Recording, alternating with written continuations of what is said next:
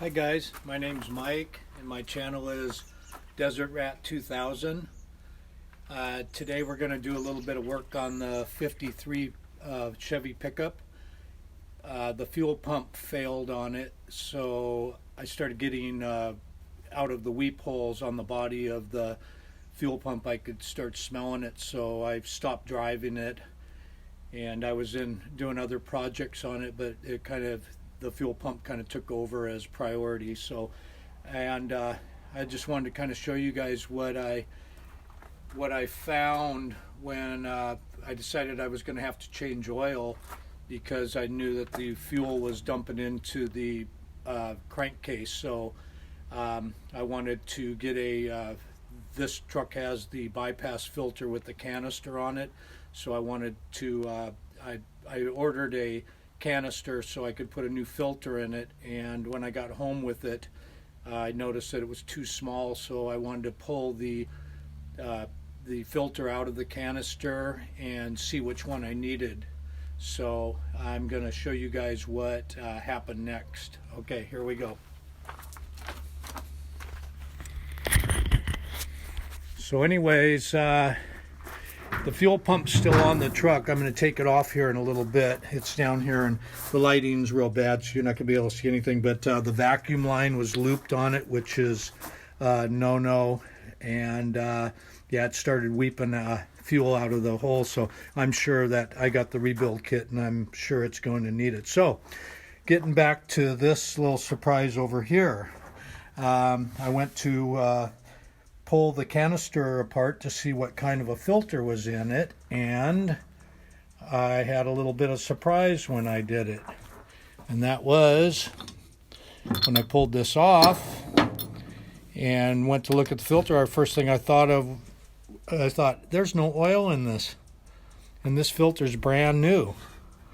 So anyways, first thing I thought of at that point is I knew this motor was put in the truck in the year about 2000, the upgrade with the 235, and with the paperwork I got from the previous owner, there was a lot of oil changes and I didn't see a filter on any one of them. So then I started wondering, okay, what the heck is going on here? So I started to pull a couple of lines. First I pulled the outlet line going back to the block, where it circles back, recirculates back into the block, and that was nice and clear, but that wasn't going to be my problem when I started thinking about it anyways. I wasn't getting oil up to it, so I went to the pressure line here, and halfway down to the block is the oil sending unit, the copper line going to the dash, and that has good oil pressure to the dash. So I thought, well, maybe I'm plugged from in this line after the oil sending unit.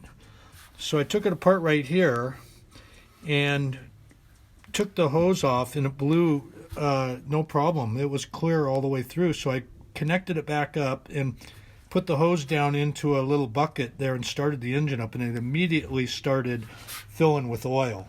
So then I thought, well, maybe there's not enough oil pressure to bring oil up to the canister, so I was going to prime this line with oil. Well, that wasn't really working because it was just going through the line into the block. It was plenty clear. So then I started thinking, well, wait a minute. This little 90 right here, I had this little sewing machine oiling little bottle with a skinny little line on it, and I put it from the inside right in there and started squeezing, and nothing was coming out of here. So I took this fitting off, and you wouldn't believe it, it was never drilled. This part going up was drilled. The part coming this way stopped about halfway. Had to drill about 1/4 of an inch out of there. Once I did, started up the motor, started to fill this canister up in like no time flat. So I thought that was a good little story, and that was pretty simple, that the problem all along was right here. So anyways, okay, I'm going to get pulling that fuel pump off, and so I'll bring you guys back inside when we start to look at the pump. All right, I'll be back in a little bit. Okay guys, well, we got the pump out of the truck, and this was the vacuum line to assist the wipers. The way it's just hooked up there now, it's just got the vacuum is hooked up to the manifold, so when you're going up the hill giving it gas, kind of robs the wipers from working, slows them way down. I'm going to eventually hook this up.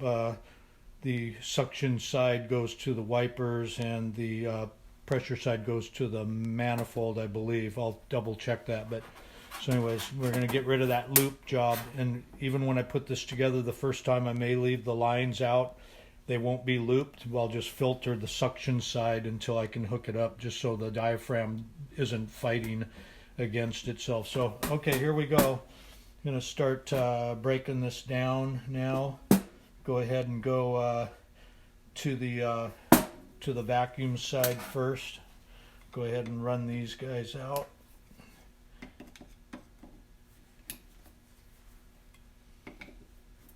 I'll go ahead and get these started, and I'll bring you guys back in just a little bit when I get it almost all the way apart.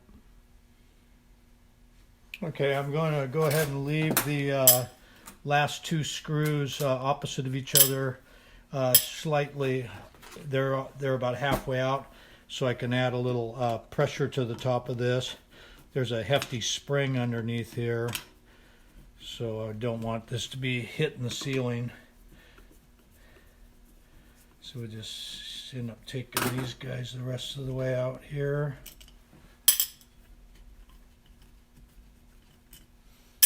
And we'll release that. Okay.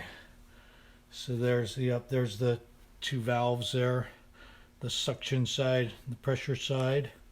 Set that aside. We got our big spring here and our retainer right here. Oh, there we go. Set those aside. And then we got our vacuum diaphragm here. Oh yeah, look at this. There's oil in here.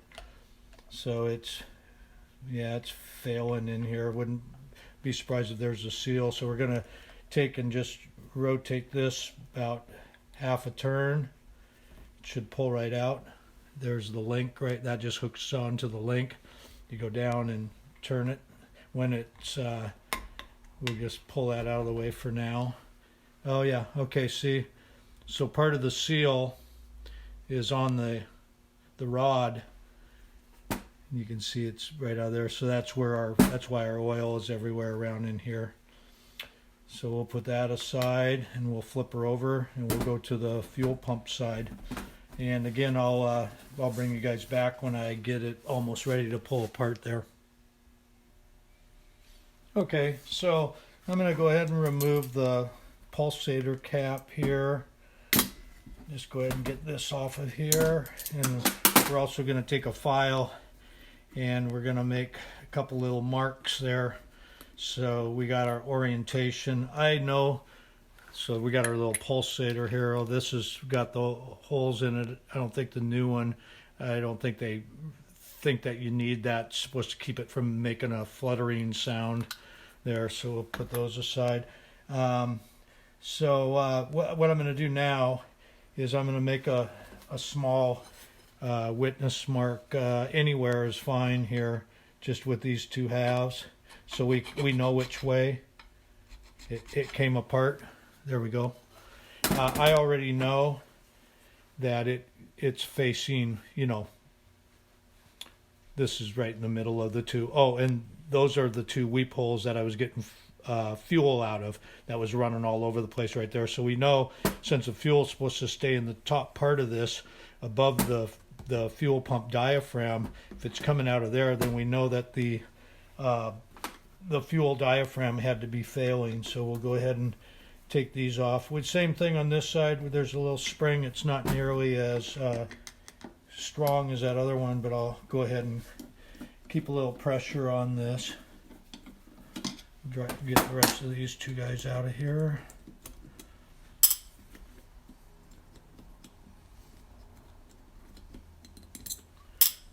And then there we go. Oh yeah, there we go. Okay. So again, we got our suction side and our pressure side. And then, oh yeah, these holes are out round here. Oops, got a little gas coming out of it here. So we'll go ahead and get this guy off. So this one we're just going to press down and back and pull it off the... There, we just unhooked it right there. The smaller spring there for that guy. So now we're going to see here where this guy was failing. And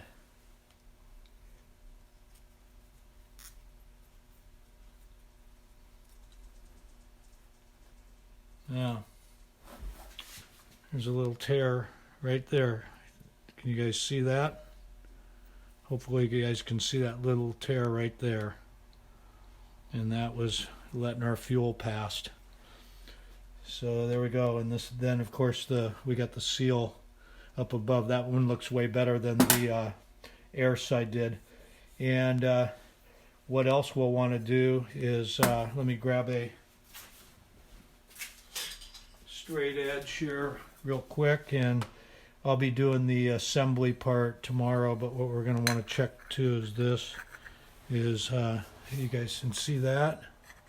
That's good. I won't have to file. We want to file that if we probably clean these edges up anyways, get them nice for the gaskets and everything, but everything should be touched up a little bit. This looks really nice. It's really good. I just might touch that with the file a little bit. But so that's the as far as I'm going to go on the disassembly tonight. I could knock a couple of the valves out, but I think I'll do those all at once so I can kind of it'll be fresh in my mind what I'm doing. So I think we'll just call this the breakdown of the pump for tonight, and we'll just come back for a second video, and then we'll